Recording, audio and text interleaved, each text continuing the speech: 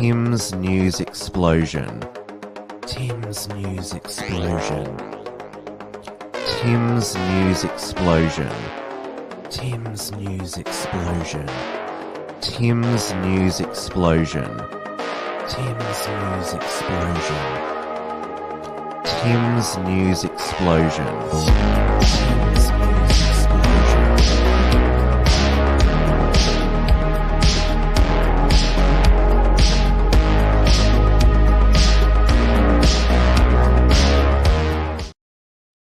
Hello, everyone, and welcome back to Tim's News Explosion on this Monday, the 25th of July, 2022. We are live on the Wilmsfront YouTube, DLive and Odyssey channels. It is 8:30 p.m. here in Melbourne, Victoria. And as you will recall, on last week's show, I discussed the winter deep freeze this state was forecast to go into, but of course all the media attention was on the UK heat wave and its threat to health and life. But of course, cold weather is also a threat to health and life, and it led to myself coming down with one of those winter bugs. I was shivering in the cold, bedridden with body aches on a Tuesday night, and it took me most of the week to recover. So I had to cancel Trad Tasman talk on Friday evening. There was no newsletter sent out to email subscribers, and also there were no reports from Tiger Mountain published either. The only new content was another one of Andy Nolch's new knowledge reports. Hadron Anti-Bullying says, we here in Australia need more global warming. Exactly. It's back to, even though the deep freezes has passed, the wet has returned to Victoria as well. Brucey says, the cold doesn't make you sick. Well, when you're not used to it, unprecedented cold, it can be a contributing factor. Remember, this is our first winter open, and so a lot of our immune systems are weaker because all of we were all kept in lockdown and muzzled for the past 2 winters, and also the international border was shut, so a lot of these normal respiratory viruses that travel around didn't continue to circulate, and which, well, it keeps up your natural immunity. Hadron Anti-Bullying has also said, you keep getting sick because of the vax. When was I sick before? You'll have to remind me of when I was sick previously. Well, I do wish that I had COVID instead of what I had. I mean, COVID would have been much milder, especially since I've had the double vax. So you can all put your hands up in the air because I said the line. So Brucey says exactly, it can make you run down if you aren't accumulated, though. Marg says she has not been sick yet. Well, I was doing pretty well until the last week. I don't think I had the flu, peak Aussie man. I haven't had the flu once in 10 years. No jab, no annual flu shot. Well, I didn't have the flu shot, so it wasn't that. So with the cold last week, I really wish that, as they had done in the UK because of the heat, that Daddy Dan Andrews, he should have declared a state of disaster across Victoria because of this deep freeze, and with the temperatures in the early morning going into negative Celsius in some areas of the state. And there should have been an emergency national cabinet meeting because, well, obviously I succumbed to the cold. So, you know, we need govern me harder, Daddy. So for the past week, I was also stuck. It's even though I didn't have to legally isolate because I didn't have COVID, I was bedridden for most of the weeks. I was in self-isolation here, and I had to spend a week back at the beginning of the year in isolation as a close contact. So I'm very much over this place, and so I am going to be moving house in the next month. Because I've been broadcasting from home since the beginning of the pandemic. So obviously that means I'll be broadcasting from somewhere else. So in about late August, there'll be some disruption to the broadcasting schedule again. So just letting you all know in advance. I remember there was some disruptions this time last year because my internet kept going down. Margot says, if they take all of our freedoms, no one will get sick anymore. Exactly. That's the new promise. So we have the new federal parliament opening tomorrow. This is over 2 months after the federal election.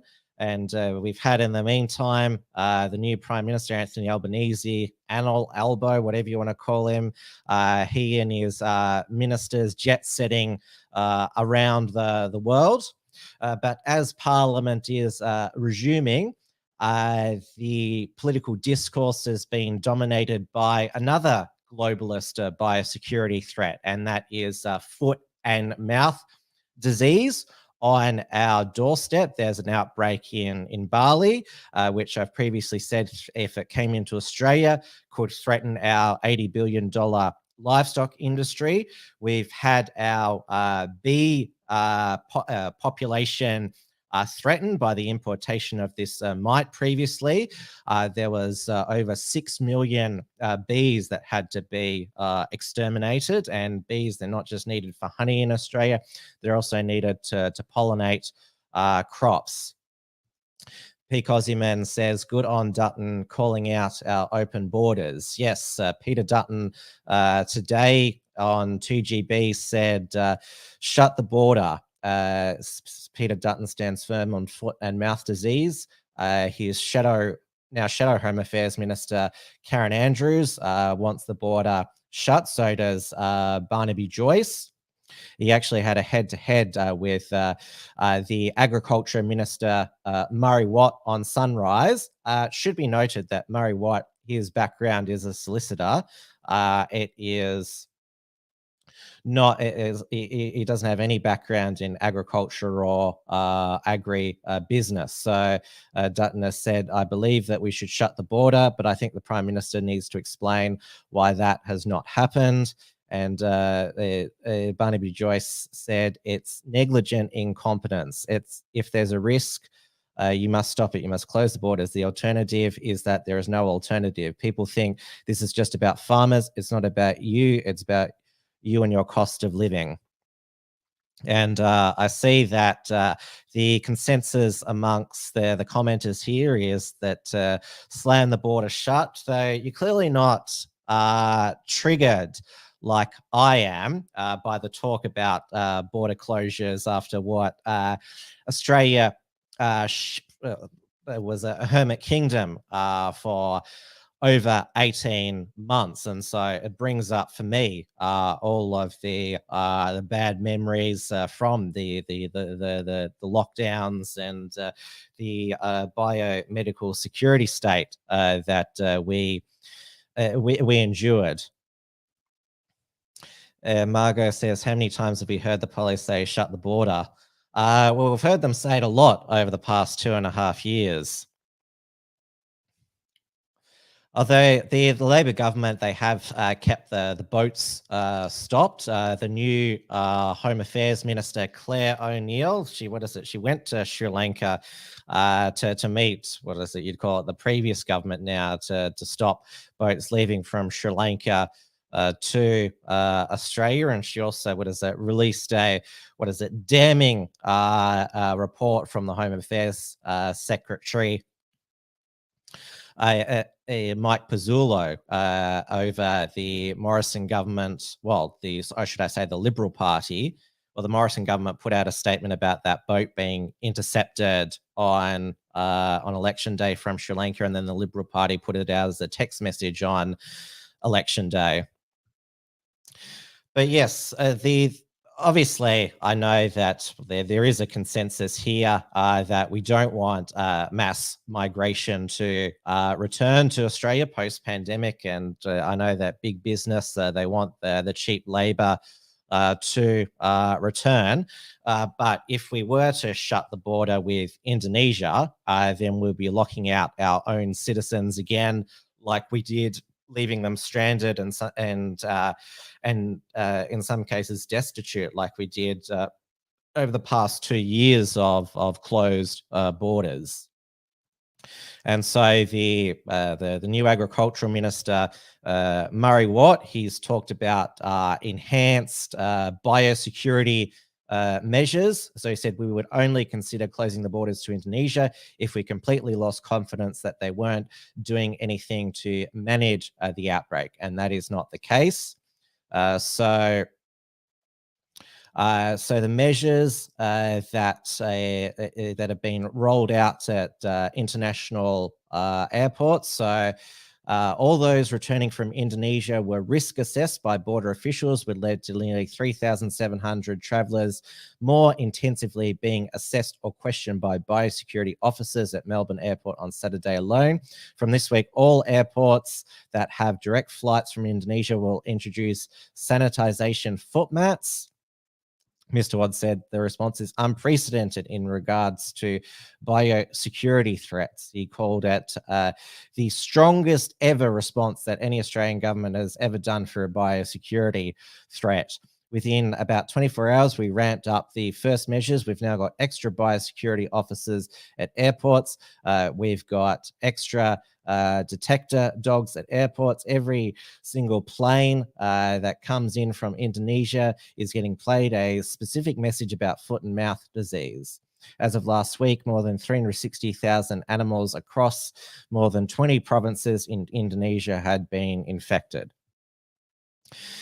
It would be, I'm not downplaying the threat of foot-and-mouth disease if it came into Australia. I mean, the price of meat would skyrocket. I mean, obviously there'd be a renewed push for us to start eating bugs.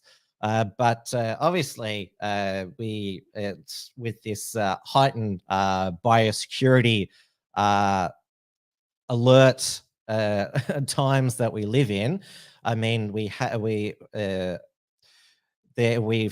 from pork and ham and bacon, which comes from pigs. There's also the biosecurity threat of swine flu. Chickens, you can get the bird flu from them as well. Now, obviously, both of those that I mentioned can be transmitted to humans. Foot and mouth can't be transmitted to humans, but it being carried on clothing, which is why they've got the sanitation mats there. So heaps of various different biosecurity threats to our food supply. Collins says the Gobble plan is to bankrupt farmers and buy up the land. Well, there is Bill Gates buying up all that farmland in North Dakota, and it's still ongoing. The war on farmers in the Netherlands over reducing farmers' nitrogen emissions, and Justin Trudeau in Canada is pursuing something similar. Kesher says bugs will be healthier than fake meat out of inflammation causing seed oil and IR-conducing carbs. Now, the other globalist biosecurity threat, well, it's just been declared a globalist health emergency of international importance by the World Health Organization, and that is monkeypox, which has been bubbling along in the mainly, overwhelmingly, almost exclusively in the men who have sex with men community. So the first cases were detected in the UK about mid-May, and there were those super spreader events, the gay sauna in Madrid, and also the fetish festival in Antwerp in Belgium. And yeah, I'm not going to show you too many pictures of monkeypox because it's really gross. But yes, this is from a technical briefing from the UK Health Security Agency. I mentioned them last week. So this is one of their tables, selected epidemiological metrics from enhanced surveillance questionnaires in confirmed monkeypox cases in England as of 19th of July 2022. Metric: gay, bisexual, or men who have sex with men, 96.5%. Travel abroad prior to symptoms, around 30%. Age below 30, 23%. History of STI, sexually transmitted infection, used to be called STD, sexually transmitted disease, in the past year, 55.6%. One or no sexual partners in the last 3 months, 14.5%. 10 plus sexual partners in the last 3 months, 31%. Living with HIV, 27%. And of those 27% who've got monkeypox and were living with HIV, 99% of them were on HIV treatment, and ever used PrEP, which is a drug that is used to prevent HIV infection instead of using condoms amongst HIV negative. So 79% were using this PrEP drug when they were having sex with men there. And there was a segment on the Sunday Project last night. Lisa Wilkinson was back in the studio, and they featured some commentary by Anthony Fauci, and then the panel afterwards explained what most concerned them about monkeypox. And while the world does have the tools to bring the outbreak under control, we know what the etiologic agent is. We have diagnostics, we have vaccines, and number 4, we have antivirals. There is fear that stigma and discrimination could be a barrier. We've got to alert that community and the physicians who take care of them without inducing the terrible issue of stigma, because stigma is the enemy of public health. If we get the basics of the infection control, the public health messaging right, we use our vaccines where needed, and some countries are doing that already, then we should really be able to respond quite quickly and effectively to this virus. That stigma really concerns me because it's sort of reminiscent of conversations about the AIDS crisis years ago. And the truth is that it just happened to spring up in this population. It could be anybody that's got, you know, everybody is just as susceptible to the virus. So that really concerns me because people can just go down a really dangerous path with that kind of stuff. Yeah, absolutely. And it is something that we have to take very seriously. I'm obviously not a medical professional, but from what I've read in the last few days especially, it is not something that spreads as easily as COVID. I feel like monkeypox is creeping up on us and we're all terrified. But we do have the tools in principle to deal with this, and hopefully if we don't have this stigma attached to it, we can just communicate clearly and get this under control. And the good thing about that alert by the WHO means that that will unlock funding and allow the sharing of information and treatment and vaccines. So that's a good thing. Yeah, absolutely.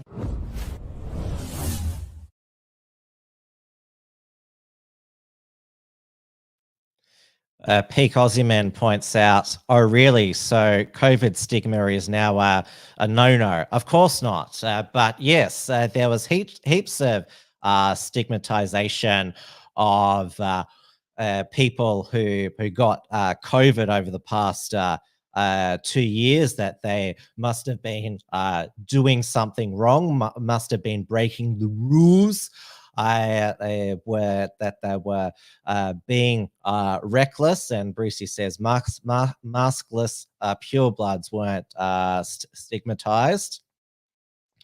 And there was a comment up here from Lady of Short. They'll lock the rest of us down so they can keep on getting jiggy. No, they're not going to shut down gay bathhouses or ban pride festivals, which are still going on. As that project report did say, that there's already vaccines, there's various smallpox vaccines and treatments, because monkeypox is from the same pox family. They haven't renamed monkeypox yet. I thought that's something that WHO was going to do. But this declaration of a globalist health emergency of international concern, it was actually a captain's call by Tedros, because the panel was 6-9 against calling an international emergency. So he probably decided to get some more attention for himself on the WHO, that he'd make a captain's call in the political terminology. And obviously, you saw that they don't want stigma to be associated with monkeypox, and they're saying that anyone can get it. And there was a report in the United States about the US reporting 2 child monkeypox cases, so California toddler and infant in DC. And monkeypox is quite dangerous in children. It's adults make a full recovery in 2 to 3 weeks, but the blisters and lesions are extremely painful. Like, you don't want to get monkeypox because various the men who have sex with men have described just how terrible it was to have it. In this current outbreak, there's been 5 deaths, but they've all been in Africa, where it's endemic. So no white people in the West have died with it. And so the director of the Center for Disease Control, Rochelle Walensky, explained how these children got monkeypox. We have seen now 2 cases that have occurred in children. Both of those children are traced back to individuals who come from the men who have sex with men community, the gay men community. And so when we have seen those cases in children, they have generally been what I call adjacent to the community most at risk. Now, there are currently 44 monkeypox cases in Australia. So not many as of the moment, but we are in our deep freeze winter. Our pride season is in summer, in January and February. So this is where we could see a mass outbreak during that time if cases continue to trickle in. In fact, in New South Wales, they suspect that there already could be community transmission. Margot says, men who have sex with men, gays. Well, men who have sex with men, it's a sexual health terminology, because not all men who have sex with men might identify as gay or bisexual. They might be, say, men married to women who are having sex with men on the side, but don't identify as gay or bisexual, because that's an identifying term. So when it does come to summer in Australia, which could be monkeypox spreading season, remember your protective face mask, the gorilla mask, especially if you're going into hotspot areas, or if you're going into those areas, consider wearing the full gorilla suit, PPE as well. That will that will protect you there. But it's, at least in North America and Europe, it's on the way to becoming endemic. It's not traditionally monkeypox an STI, but that is how it's being predominantly transmitted. But it's prolonged skin-to-skin contact is the main one, which obviously, if you're having sex with somebody, there is a lot of prolonged skin-to-skin contact there. Now, moving on to local politics. Now, we have a state election here in Victoria in November. The Victorian Liberal opposition leader, Matthew Guy, he hasn't really been an opposition leader because he's been saying "me too" to pretty much all of Dan Andrews' radical, extreme, far left, progressive agenda. One of his moves this year was to expel from the Parliamentary Liberal Party pro-life MLC Bernie Finn, who is now with the Democratic Labor Party. On the weekend, the Western Metro Liberals pre-selected a candidate to replace Bernie Finn at the top of the ticket, and they voted for Moira Deeming, who originally was one of the Mama Warriors against the Safe Schools program. She has recently been the secretary for the March for the Babies, which is the pro-life march in Melbourne every year. Bernie Finn has been the president since its inception, and not surprisingly, the mainstream media coverage about her controversial pro-life and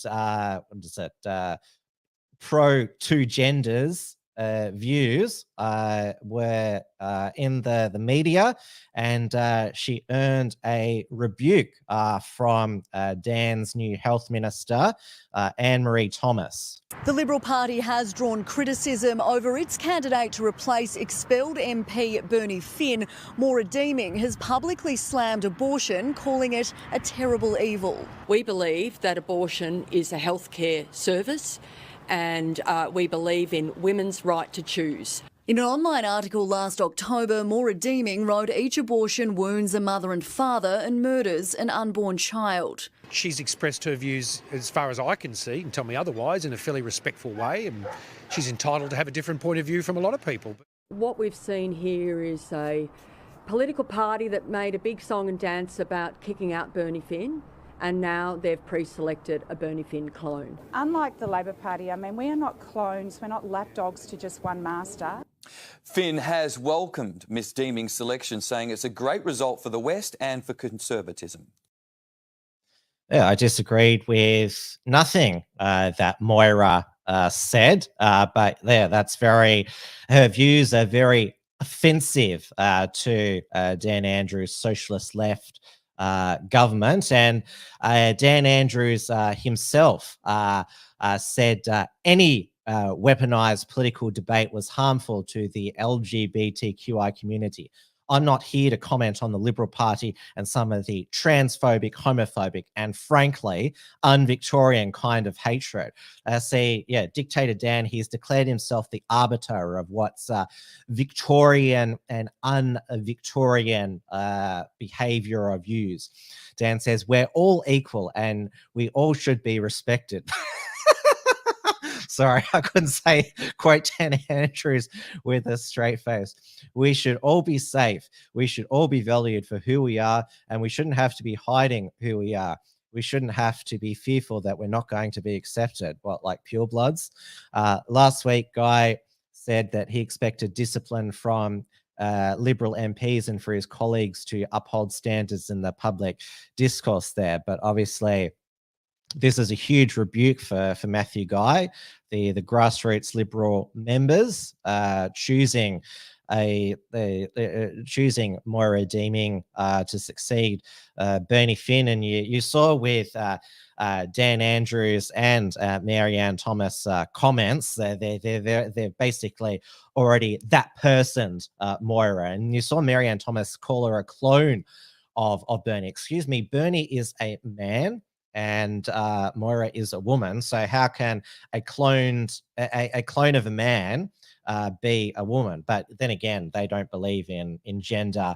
The socialist left, and now a lot of social media commentators have said, "Oh, she's going to be the Victorian Liberals' Catherine Deves." Except Moira Deeming has been democratically pre-selected. She wasn't a captain's pick like Catherine Deves was, and Moira Deeming has not said offensive things about trans people on social media. She has always been respectful. This is one of her quotes here. "If trans people feel unsafe in a particular space, then we should accommodate for that. We should look after those people. But you don't eradicate women's rights that have been so hard won. You accommodate them by reaching a civil compromise.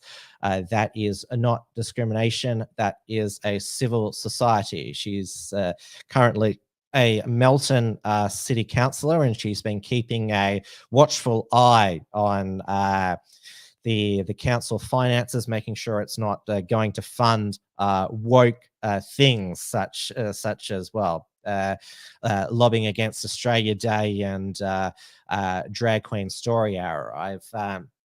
I last interviewed Moira at the 2019 March for the Babies, and I interviewed her, I think, way back. It was at the end of 2017, beginning of 2018. On my original show, the Unshackled Waves, about the Safe Schools program. She's very nice, wonderful lady and mother, Moira, and so she will make a great member of parliament. She's not there yet. She's only been pre-selected, yet the mass triggering has begun. Also, Evan Maholahan of the Institute of Public Affairs won pre-selection for the Northern Metro region as the number one Liberal candidate, and he opposes Matthew Guy's plans to legislate net zero, 50% emissions reduction by 2030 there. So a big rebuke to Matthew Guy from the grassroots Liberal Party members through pre-selection there. We shall see if, when it comes closer to the election, Matthew Guy can actually land some blows onto Dan Andrews rather than just continually seem more like he's slapping him with wet lettuce, because there was the IBAC and Victorian Ombudsman reports, joint reports last week about the conclusion of the branch stacking investigation. So Operation Watts. So it looked into obviously the branch stacking allegations leveled at former State Minister and Labor MP Adam Someriak, and so he was sacked from cabinet, and his former factional allies, Marlene Carutz, Luke Donnellan, Robin Scott, they've all resigned from the ministry, and they are not going to be recontesting the election. So the report made 21 recommendations, including the establishment of Parliamentary Ethics Committee and a Parliamentary Integrity Commissioner. So Dan Andrews, he said, "As the leader of the party and devastate, I take full responsibility for the conduct. That is what the top job is about. I will apologize for it." So Mr. Andrews was among dozens of witnesses privately ordered to give evidence over cultural failings in the Labor Party. So he won't resign. and he's also refusing to pay back the misuse of electorate money that was used for branch stacking there. So, but yeah, Dan Andrews, he has managed to spin his way out of it. And he was also bragging on social media today that the ComSec, Commonwealth Securities run by the Commonwealth Bank, has reported that Victoria is the best performing state economy. So it provides an economic snapshot of each region by in 8 economic indicators. And so Victoria ranked first on both retail spending and relative unemployment. So yeah, Dan Andrews, he was quite pleased about this results. If we're doing so well economically in Victoria, then why are we having more, people are fleeing Victoria in record numbers? How do you explain that if we're so good? Lady of Charlotte says best performing state in his deranged mind. Exactly. All right, it's great to be back. I've been building myself back better health-wise this past week, to borrow a phrase. So hopefully, all going well in my recovery. There'll be some more reports from Tiger Mountain published with Richard Wollstonecroft later in the week, and Trad Tasman Talk. We'll be back on Friday with Stephen Berry, 7 p.m. Melbourne time, 9 p.m. Auckland time on the Unshackled YouTube channel. Thank you to all my regulars for watching again. Stay sane, stay free, stay healthy, and stay warm in this cold and scary this scary biosecurity atmosphere we are now in. All right. Good night, everybody. Tim's News Explosion. Tim's News Explosion. Tim's News Explosion. Tim's News Explosion. Tim's News Explosion. Tim's News Explosion. Tim's News Explosion. Tim's News Explosion.